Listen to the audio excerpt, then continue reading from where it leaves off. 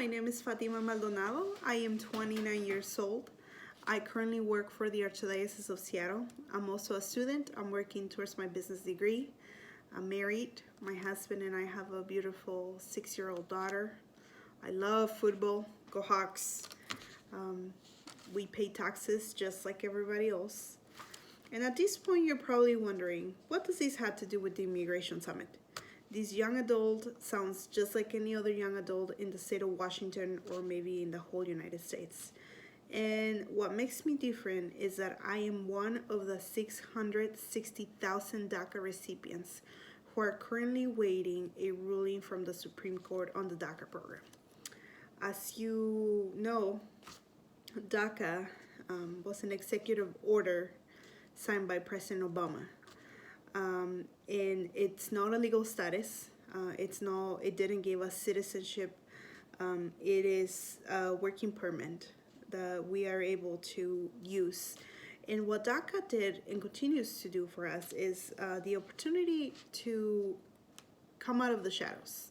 It gave us the opportunities to apply for universities, for colleges, for jobs in the medical field, lawyers, nurses, doctors, but it's not, while it's a blessing, it is not a legal status. It comes with limitations, and the fact that it's no law it's now obviously the reason why it's the Supreme Court being determined if it will be canceled or not. And one question that I get all the time is, well, how come you don't just apply for citizenship? And the reality is that with the change of immigration laws over the years, this is basically impossible at this point for a person like me. I came to the United States when I was 11 years old. My parents, just like many other families, came to the United States looking for a better job for us. Things were getting very scary in Mexico, and that's the reason why they decided to come to the United States. And while coming here was so difficult, it was very hard, learning a new language, getting used to a new culture, leaving our family. That was one of the hardest things, and just getting used to a new place in general.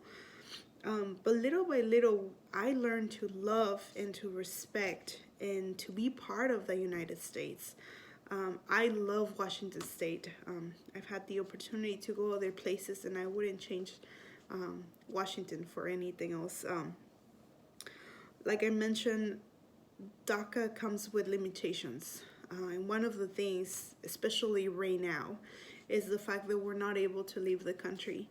A few years ago, my grandfather died, and I wasn't able to be there. I wasn't able to say goodbye to him, to pay my respects, and just to give him thanks for who he was in my life, the way he built me as a person.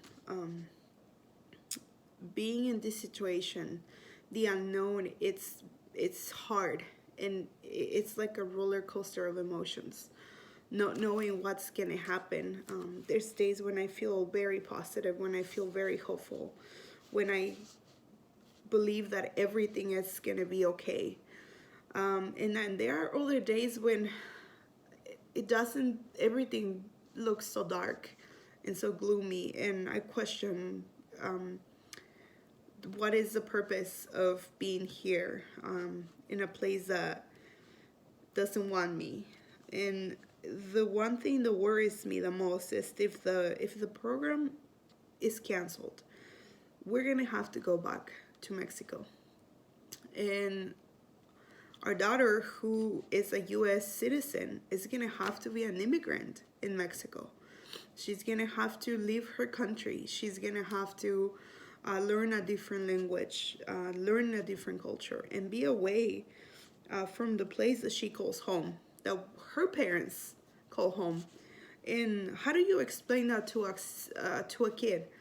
How do you explain that the country that she loves and that she know that she's from does not want her parents, and that's just a hard thing to process. It's a hard thing to process as a grown up. Imagine what that would do to a child. And the reality is that the unknown puts DACA recipients, many DACA recipients, in a state of isolation. It's hard to talk about the legalities of it all, but it is also very difficult to talk about the feelings that come with these, because we live our day by day. We go to work, we go to school, we plan our days, but in the back of our mind is always that what if? What if tomorrow is the day when the Supreme Court decides on the status of the program and I have to leave within a week or within a month or within a year? And I live my day by day knowing that is a possibility, that on the back of my mind, just knowing that I might have to very quickly have to grab everything that I can and leave, and explain that to our daughter. I think that's the most difficult part, especially during this period of time where we're living through this coronavirus pandemic, which another thing is that many DACA recipients have played a very important role during this pandemic. 200,000 DACA recipients have been deemed to be essential workers. This includes doctors, nurses, medical assistants, first responders. Many of the DACA recipients have played an important key part during these difficult times, during this world pandemic that we're living through.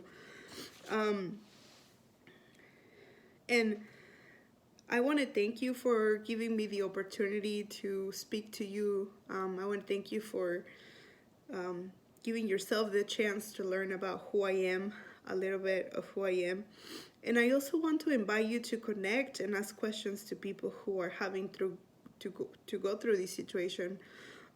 You might think that you don't have any DACA recipients or dreamers in your parishes, in your communities, but the reality is that we're everywhere. We are bilingual, we're bicultural, and that's the reason why you might think we blend in, because this is all we know. We grew up in this country and we understand two cultures. In my case, two cultures. Sometimes it can be more. And that's why you might think that we're not in the communities, we're not in the parishes, but we are. And today, I want to invite you to talk to these young adults, to these DACA recipients. I also invite you to pray for us, for our peace, for a resolution of DACA, of the DACA program. Like I said, this can be very difficult spiritually and psychologically. It can be difficult. It can be a hard place to be at. And I also want to invite you to not only DACA recipients, but immigrants and refugees, to not see us as aliens or illegal immigrants, or undocumented immigrants, but as children of God. We are all called to the common good. In my case, I want to keep being here. I want to stay in the United States. I want to keep working and offering the gifts that God has given me to the communities where I've grown up, where my daughter is now growing up. And I also want to invite you to just be present for the DACA recipients as we wait for a ruling from the Supreme Court. And most importantly, I invite you to do as Jesus told us, to love one another as he loved us. if in the event that the DACA program is canceled, the only other hope is the DREAM Act. And the DREAM Act will give us a path to citizenship. And if it's in your heart, I encourage you to call your senators and ask them to vote yes on the DREAM Act. And like I said, the DREAM Act will be a dream come true, truly, for DACA recipients like myself, because this would give us a path to citizenship, and it will give us a peace of mind. It will give us the opportunity to plan for our future, to continue to plan for our future, and to know that we can stay in the country that we call home. I want to thank you for the opportunity to share my story with you. I pray to God that you stay safe during this pandemic, that you and your loved ones are staying safe, and together we can make the difference. Thank you so much, and God bless you.